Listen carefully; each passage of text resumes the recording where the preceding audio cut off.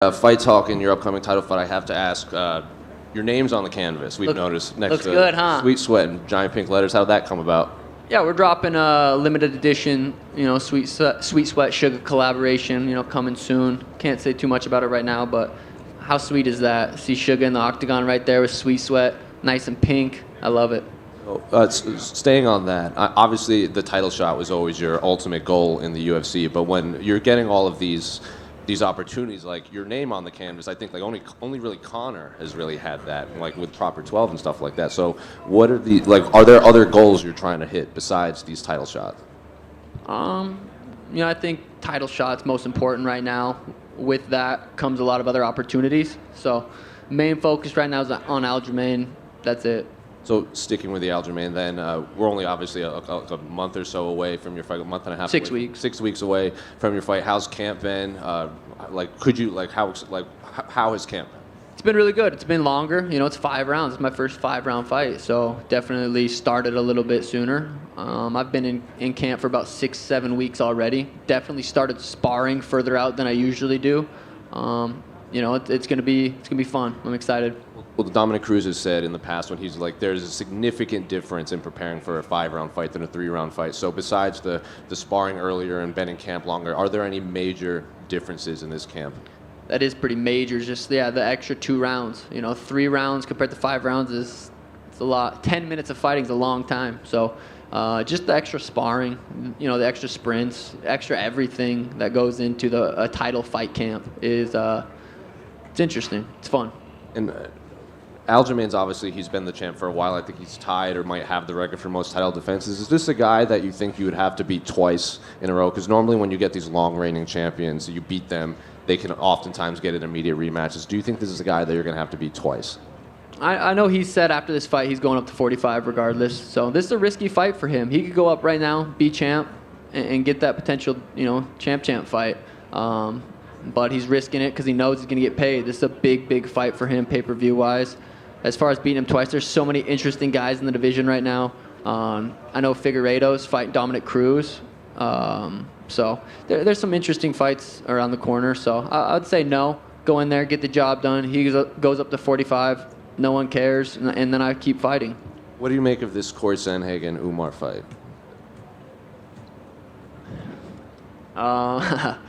Yeah. Doesn't make sense in my eyes. I think we're just look at business differently, and I think it's a very poor decision. Go out there and win. It's not.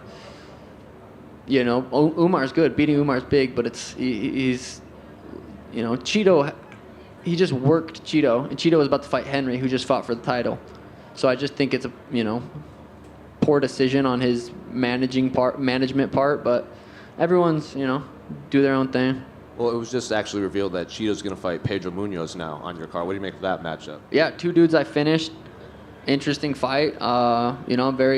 Pedro looked good against Gutierrez, so I think, and Cheeto looked really good against Corey. Just kidding, he did not. He looked horrible. He literally didn't look like he knew how to wrestle. So just going off their last 2 fights, I think Pedro can go in there and get the job done. Then final one for me. We just saw Robbie Lawler retire after a big knockout. We saw a rarely emotional Robbie Lawler. So I'm curious, what was your reaction to arguably one of the better retirements in MMA history? Yeah, we were just driving over, watching on the phone, and that's crazy. Tim said he made his UFC debut in 2001, 2002. That's insane. Yeah, that's crazy. Good for him. Hey, Sean over here. I don't know if you've taken a look at the betting odds, but Aljamain's almost like a 3-1 favorite. You're one of the most, if not the most popular bantamweight fighter in the division. Does that surprise you to see the odds that wide? Not really. I mean, look at who he's beat. Look at the guys he's beat in the last 4 or 5 fights. My best win is over Peter Yan. Very close fight, very tough fight. So, looking at it like that, it makes sense. But that was what Peter versus me was, the same odds. Something. I think they were even worse at one point. So I like that. It fuels me. It's exciting to go in there and fight the best bantamweight in the world. I go out there and put his lights out. What does that make me? Henry Cejudo, we mentioned there, was supposed to fight Chito Vera. It looks like they're still trying to set up that fight with Merab. Are you worried that fight might never happen? Because it seemed like there was a lot of heat. It would be a good fight for everyone, you and Henry fighting. I don't know if Henry's come. Yeah, his shoulder. I think think he's had issues with his shoulder in the past. Who knows how bad it is right now? I personally don't think we see Henry back. So, but if he does come back, gets a win, very, very interesting fight. Me versus Henry is a huge fight. And just last one for me, what would it mean to win a UFC title and being a veteran of the Contender Series? You know, we saw Jamal Hill win the title. I know that's something you're really proud of. What would that mean to you to win it just as being one of the fighters that came from that show? Yeah, that would be awesome. I mean, I think the Contender Series is the best platform to get into the UFC, and being there early on is super cool. I feel like it was so long ago. It was my first fight in Vegas, and I think I fought here 10 times now, so it feels like a second home. It'd be really cool to defend my belt here in Vegas in December if all goes well. Definitely not overlooking Aljamain Sterling. I understand how good he is. So, but if all goes well, I'd like to bring the belt back here and defend it. Sean, did you secretly want your first title chance to be in Vegas? You know, all your fights basically have been in Vegas. Fighting in Boston, like, did you want your first title shot to be in Vegas? Yeah, not secretly. I would love my first title defense to be in Vegas. You know, I got Resorts World right there, fight week, make it nice and easy for me. Head over there after party at Zook, which is also happening tonight. But yeah, Vegas, I would love to. I love fighting in Vegas. I mean, I'm very excited to fight in Boston, though. I really am. But Vegas, it's just something different here. You have anything planned for your hair? I don't really have a color. Who knows what we're going to do. It's kind of always last second, but it'll be beautiful as always. And then finally, Aljamain came out and said that this fight is against his will. What are your thoughts on that? Yeah, that sucks. I don't really. It's a shitty position for him to be in. You know, I didn't choose that. Like I said, he could have stayed the champ, moved up, fought winner tonight potentially, and then. But like I said, that's a big pay-per-view for him. It's going to probably at least double what he just did against Henry. So, you know, he's making financial decisions right now. You don't get to be in this game for too long. You don't get opportunities to fight one of the biggest stars too often, and he's not passing it up. Thanks. Hey, Sean back here. Sean back here. A lot of times fighters, before they win the physical belt, they already have the mindset of a champion, and they believe that they're the champion. Do you believe that you are the champion despite not having the physical belt? I believe I'm capable of becoming the champion 100%. You have to kind of get into that mindset. I had that mindset going into a bunch of my last fights. Definitely against Peter Yan, I knew how dangerous he was, and I knew I had to bring a certain level of focus and discipline to that fight. So yeah, I definitely have that mindset. And then also, last one for me. I know a lot of times, fighters, they like to visualize the fights and sequences before they actually happen. And we've seen people like Israel Adesanya, they get emotional when they just think about their journey and they think about the fight itself. For you, whenever you do visualize this fight, what are the emotions like? Yeah, I think there's still 6 weeks of work. We still got a long time. The closer I get to fights, the more I can kind of visualize and see what's happening. I have a good idea of how this fight's going to play out, but fighting's fucking crazy. So, you almost have to be prepared for everything. Obviously, Aljo's a very heavy grappling guy, so, I see it playing out a certain way. The closer the fight gets, the more clear that vision becomes. Sean, just here. You said about how you think the fight will play out. Where do you see your strengths in this fight? Wrestling. I'm going to wrestle fuck him. Just jokes. I'm going to strike. I'm going to do what I do. I mean, it's no secret. It's a striker versus grappler matchup. That's it. I'm going to go out there and try to put his lights out. I do that every time I fight. Has there been anybody that's hurt Peter Yan? Anyone that's been able to catch him, crack him? I dropped him to a knee in the second round. I can find people's chins. I do find people's chins. That's what I built a career off knocking people out in the first round. So he cuts a lot of weight. When you cut a lot of weight, that brain liquid goes away. Doesn't take many shots. Could take one shot right on the chin to put him down. And I know I'm capable of that. So that's how I see it going down. And with his comments saying about, that this fight, this title defense was against his will, does that worry you at all in terms of perhaps injuries or how his mindset is going into this one? No, not really. I mean, he's been very vocal. He's got some kind of bicep injury or something. He said that before the last fight against Henry. He's a built-in excuse to say, I got these injuries and I'm going to this fight and I beat him. And he's like, well, you guys already knew. I said I was injured. I didn't want to fight. Built-in excuse is what it sounds like. But we'll Yeah, he's gonna make the fight. He's gonna make the fight. He's gonna get paid. He's gonna make it there. We'll see how good he shows up. But I do think he's taking this fight very serious. I do think he looks at me as very dangerous.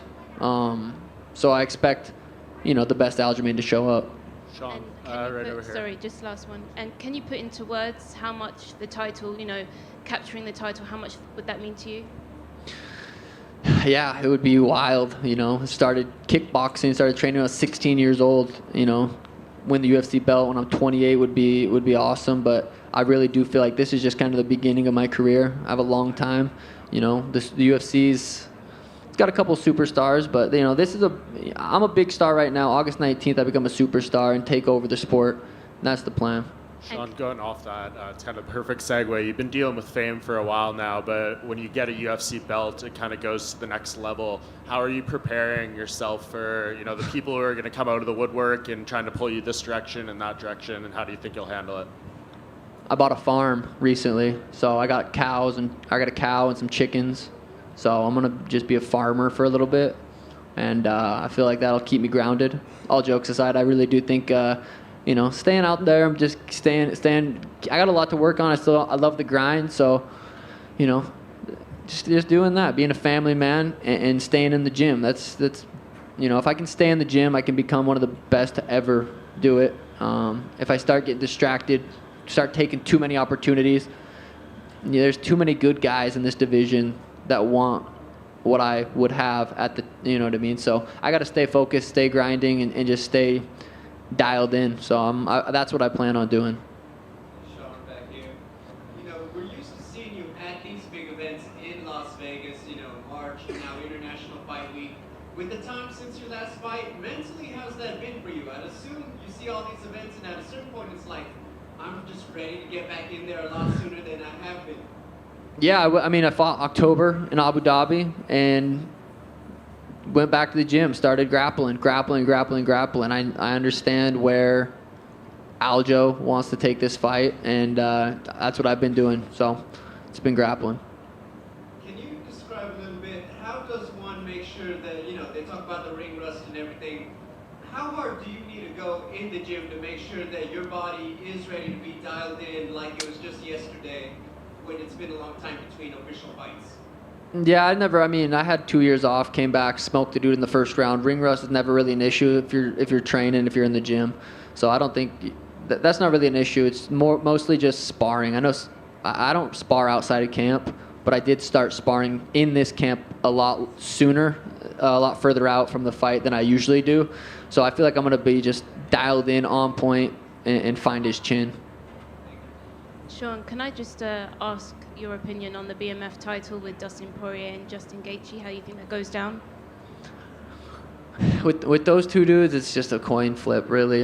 Who shows up with less injuries and had a better training camp that night? Who shows up? Those dudes are both so good. Yeah, coin flip. I don't know. Sean, one more. Of everyone that Aljamain could fight in bantamweight and featherweight, do you think that you're the biggest fight for him in both weight classes? The biggest fight, yeah, for sure. I think I really do believe I'm one of the biggest stars in the sport right now. So yeah, I think it's clear he's not going up trying to fight someone else. He's fighting me for that reason specifically. I am the biggest star that he could fight right now. So thank you guys.